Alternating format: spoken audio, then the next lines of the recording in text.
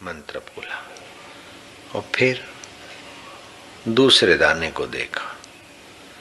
तो मन दाने को देखने में और जपने में दो काम होने से चंचलता कम कर देगा।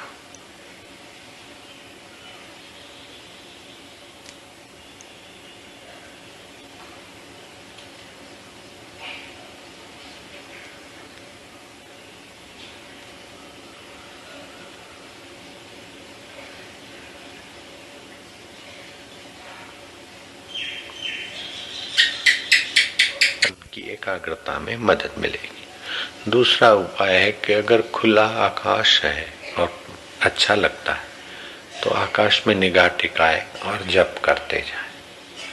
तीसरा उपाय है जिसमें प्रीति हो, ओमकार में अथवा इस प्रकार के स्वस्तिक में।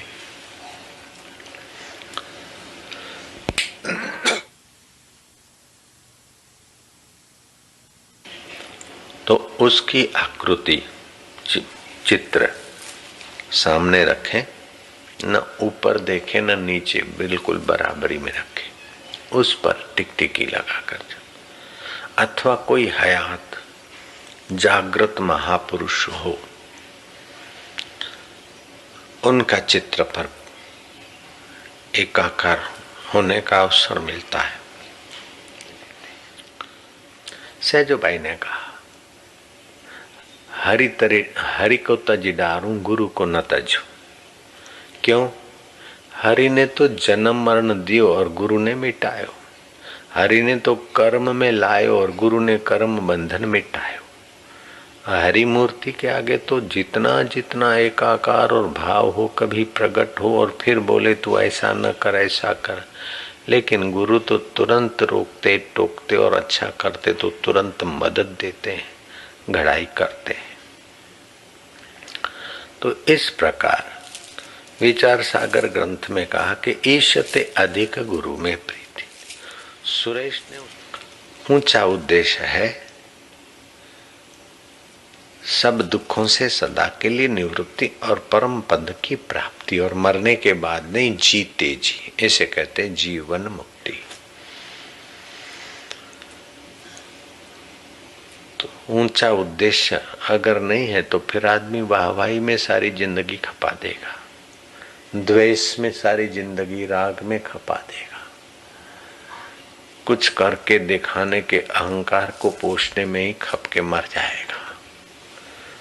अहंकार पोषने के लिए नहीं है, अहंकार विसर्जित करने के लिए। द्वेष में पचमरना नहीं है, द्वेष को हटाकर निर्दोष चित्त बनाना है। जप कितना भी करे, उपवास और व्रत कितना भी करे, शरीर को सुखाकर पिंजर भी बना ले, लेकिन आखिर तो आत्मज्ञान के शरण आना ही पड़ता है। जहाँ लगी आत्म तत्व चीन्यो नहीं, ત્યાં लगी साधना सर्व अधूरी। आत्मा परमात्मा को पहचानना जानना पड़ता है, और जानने वाला और परमात्मा आत्मा फिर दो नहीं रह जाता है। जैसे तरंग सागर को जान ले, पानी को जान ले, तो फिर पानी और तरंग अलग दिखे, लेकिन अलग है नहीं। ऐसे जीवात्मा और परमात्मा अलग दिखे लेकिन अलग नहीं। फिर भी भगवान का सामर्थ्य, जीव की अल्पज्ञता, भगवान की सर्वज्ञता और जीव की अल्पज्ञता, भगवान का सर्वव्यापकपना और जीव एक शरीर में दिखता है, ये तो नहीं।